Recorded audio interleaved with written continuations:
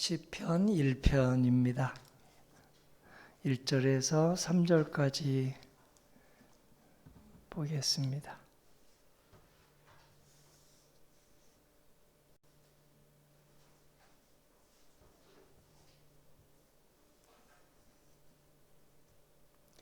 한 목소리로 합독하십시다. 복 있는 사람은 악인들의 꾀를 따르지 아니하며 죄인들의 길에 서지 아니하며 오만한 자들의 자리에 앉지 아니하고 오직 여호와의 율법을 즐거워하여 그 율법을 주야로 묵상하는도다. 시냇가에 심은 나무가 철을 따라 열매를 맺으며 그 잎사귀가 마르지 아니함 같으니 그가 하는 모든 일이 다 형통하리로다. 아멘. 할렐루야. 이 말씀이 오늘도 성도님들 손에서 모든 사람들에게 다 전달되기를 기원합니다. 서로 인사하고 말씀 받겠습니다. 평화를 빕니다. 평화를 빕니다. 평화를 빕니다. 장마기간, 폭염기간 건강 잘 유의하시리라 생각합니다. 오늘 시편 1편의 말씀은 우리 예수님께서도 반복해서 해주신 말씀입니다. 바로 8가지 복, 8복이 바로 그렇습니다. 심령이 가난한 자의 복, 애통한 자의 복, 온유한 자의 복, 의에 줄이고 목마른 자의 복, 긍휼히 여기는 자의 복, 마음 청결한 자의 복, 화평케 하는 자의 복, 그리고 의를 위해서 어려움을, 시련을 견디는 자의 복, 이 8가지 복은 시편 1편에 복 있는 사람을 우리 예수님이 쉽게 풀어서 주신 내용입니다. 한마디로 예수님은 이렇게도 말씀하셨습니다. 어떤 사람이 복 있는 사람인가? 누가복음 11장 28절에 담아주셨습니다. 하나님의 말씀을 듣고 준행하는 자가 복 있는 사람이다. 누가복음 11장 28절은 시편 1편의 말씀, 구약에 나오는 모든 복 있는 사람을 요약한 말씀입니다. 하나님의 말씀을 청종하고 그 말씀을 준행하는 자가 복이 있다. 이렇게 말씀해 주셨습니다. 신명기 28장도 복에 관한 장이죠. 어떤 사람의 복이 있는가? 하나님의 말씀을 전심으로 마음과 뜻과 힘을 다해서 전심으로 듣고 지키는 자가 복이 있다. 자녀들도 복이 있다. 가족도 복이 있다. 그 소속한 마을이나 민족까지 복이 있다고 말씀하십니다. 오늘 시편 1편은 몇 가지로 나누어서 복 있는 사람을 설명해 주죠. 첫 번째 1절에 보면 복 있는 사람은 악인의 꾀를 따르지 않는다고 했습니다.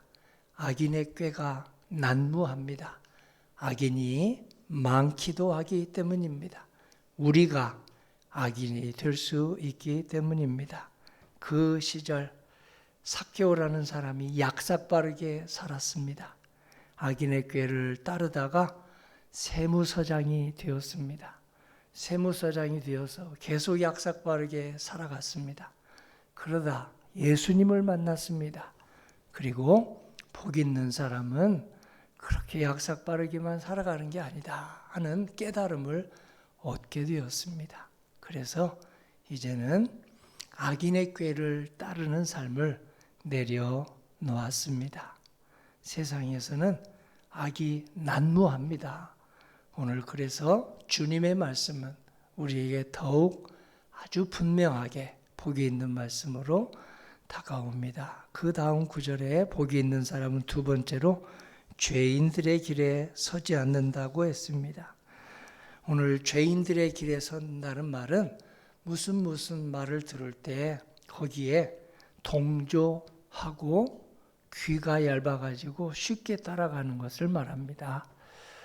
예수님이 탄생하실 때 동방 박사들이 죄인들의 길에 설 수 있는 좋은 기회가 왔습니다. 별이 하나 저렇게 나타났는데 그 간 곳을 찾아서 가는 동방 박사들 잘 알고 있었습니다.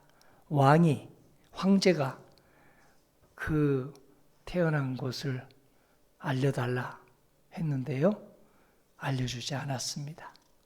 예수님께 가서 황금과 유황과 몰약을 드리고 그 다른 데로 갔습니다. 그래서 성경에 기록되는 복을 받았습니다. 어울리다 보면 사실이 아닌 이야기들 그렇게 자꾸 난무할 때 그 길에 침묵하고 있으면 동방박사의 뒤를 따라가는 게 아닙니다. 그거 아닌데요. 그거 사실 아닌데요. 왜 그런 소문이 그렇게 우리 교회에 불필요한데, 우리 친척들에게 불필요한데, 우리나라에 불필요한데 난무할까요? 하고 아주 사실대로 말하는 것도 동방박사의 뒤를 따라가는 길이겠습니다. 세 번째로 복 있는 사람은 오만한 자의 자리에 앉지 않는다고 했습니다. 오만한 자는 자기가 주동이 되어서 잘못된 소문을 퍼나르고 그리고 아주 공동체를 힘들게 하는 것을 오만한 자의 자리에 앉는다고 하지요. 그 자리에 충분히 앉을 수 있는 한 여자가 있었습니다. 에스더라는 여자입니다. 부모 없이 삼촌 손에 자랐지만 하나님께서 그에게 총명함과 또 아름다움을 주어서 황후가 되었습니다. 황후가 되면 막강한 권력의 자리입니다. 그런데 그는 오만한 황후가 되지 않고 삼촌의 이야기, 믿음의 사람 삼촌의 이야기를 듣고 민족들을 잘못된 길로 이끌지 않고 오직 우리 만왕의 왕이신 하나님의 말씀을 전해준 삼촌의 이야기대로 하여 황후의 자리가 위험해질 뻔하였지만 그는 황후의 자리도 지키고 동족들의 위험도 지켜냈습니다. 오늘 복 있는 사람은 2절에 여호와의 율법을 주야로 묵상한다고 했습니다. 주야는 영적으로 바로 낮 시간은 순조롭고 그리고 또 건강하고 좋을 때를 상징합니다. 밤은 아주 애환이 많고 몸이 약해지고 역경이 닥칠 때를 말합니다. 우리에게 주야로 묵상한다는 말은 건강할 때나 몸에 병이 찾아올 때나 순경 때나 역경 때나 일이 잘 풀릴 때나 아니면 일이 막힐 때나 주님의 말씀을 그저 끊임없이 묵상을 하게 되는 사람이 복이 있는 사람이다. 이렇게 말씀하고 있습니다. 지금 우리나라는 사회적으로는 낮의 시간입니까? 밤의 시간입니까? 정치를 보면 밤의 시간입니다. 자영업, 작은 사업을 하는 사람들을 보면 밤의 시간입니다. 그리고 또 백주대낮에 운전을 잘못해서 여러 명이 목숨을 잃거나 또 안전 예방을 하지 못해서 외국에서 온 중국 사람들이 목숨을 많이 잃거나 하는 것을 보면 안전 부분도 밤의 시간입니다.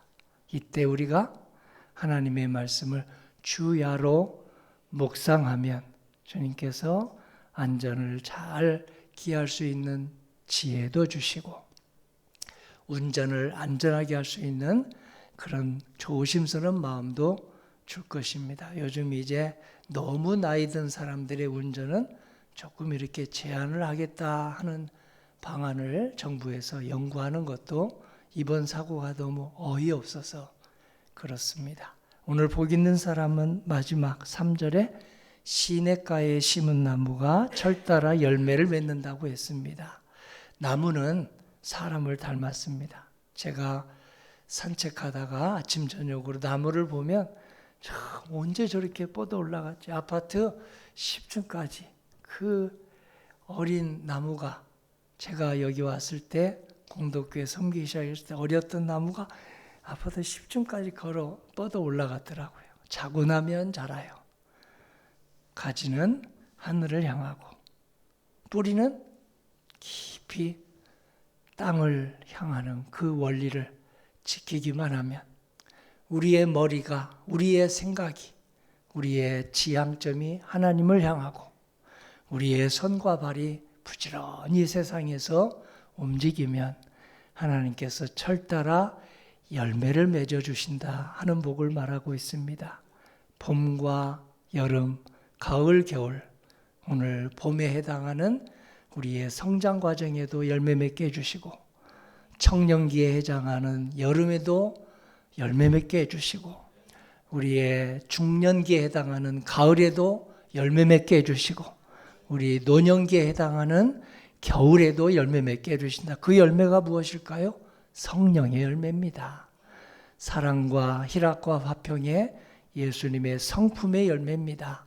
오래 참음과 자비와 양선의 예수님의 인간관계의 열매입니다.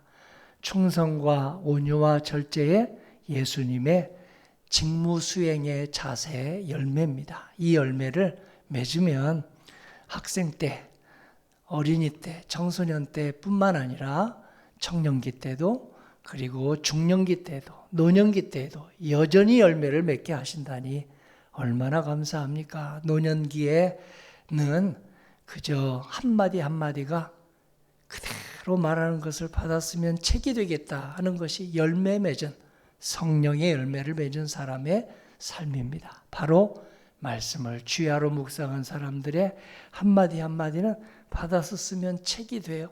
그래서 어른들하고 이야기하며 청종하고 경청하면 책을 한 권 읽는 것하고 똑같다고 했습니다. 그런 어른으로 우리 모두 나이 들기를 주님 이름으로 기도합니다. 아우 저 잔소리 싫어 또 그 소리야 하고 어른을 기피하는 그런 어른이 아니라 야 듣고 보면 지혜야 총명이야 슬기야 한마디로 어떻게 저렇게 나에게 꼭 필요한 이야기를 할까 그런 어머니 아버지 그런 할머니 할아버지로 나이 들도록 오늘 주님은 주야로 말씀을 묵상하는 자에게 복을 주신다고 했습니다. 그가 하는 모든 일이 다 형통하리로다. 오늘 8가지 복 꼭 성령의 열매로 맺기를 소망합니다. 심령이 가난한 자 어떤 복입니까? 천국을 여기서부터 누리는 복입니다.